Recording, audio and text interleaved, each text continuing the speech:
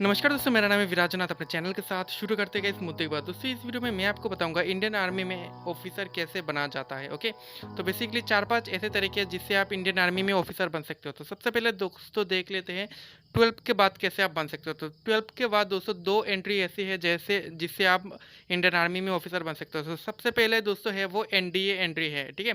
NDA जो national defence academy, उसके through selection होता है। तो बेसिकली आप 12th के बाद उसमें अप्लाई कर सकते हो। तो बेसिकली एनडीए का जो रिक्रूटमेंट वैकेंसी निकलता है वो साल में 2 बार निकलता है। उसके सबसे पहले एनडीए का एग्ज़ाम देना होता है, जिसमें आपको मैथ, इंग्लिश, जीके के बारे में पूछता है। एंड वो एग्ज़ाम अगर आप क्लियर कर लेते हो तो 5 दिन का प्रोसेस होता है। उसमें पहले दिन होता है स्क्रीनिंग।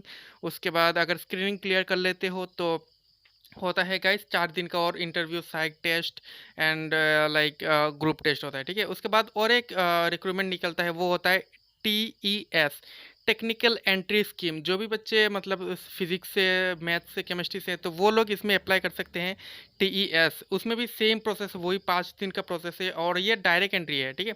तो मतलब 5 दिन का वही प्रोसेस रहेगा। अप्लाई करो, अगर शॉर्ट लिस्टेड होते हो तो आपको डायरेक्टली एसएसबी के लिए 5 दिन का जो प्रोसेस है उसमें बुलाया जाएगा, तो उसके बाद आप बन सकते हो, ठीक है। तो बेसिकली ये 2 तरीके हैं जिससे आप 12th के बाद बन सकते हो, ठीक है।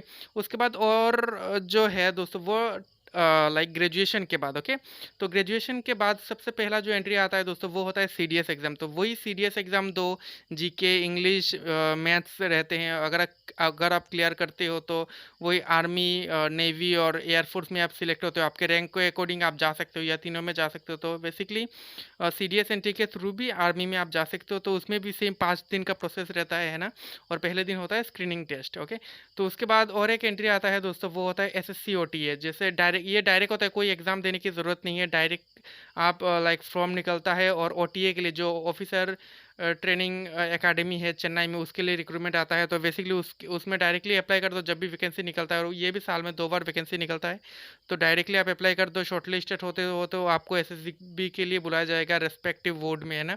तो डायरेक्टली आप जा सकते हो। 5 दिन का प्रोसेस है, वही पहले दिन स्क्रीनिंग टेस्ट होता है, ठीक है।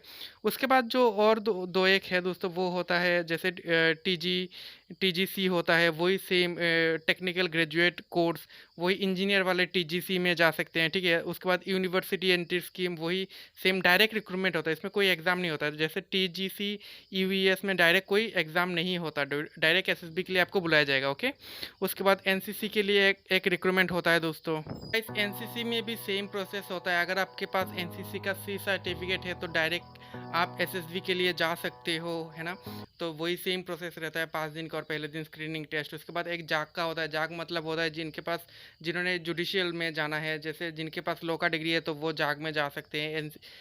लाइक ये भी एक ऑफिसर रहेंगे। तो दोस्तों यही लाइक 7-8 प्रोसेस हैं जहाँ जिससे आप इंडियन आर्मी में ऑफिसर बन सकते हो। तो वीडियो पसंद आया दोस्तों, लाइक शेयर कर देना।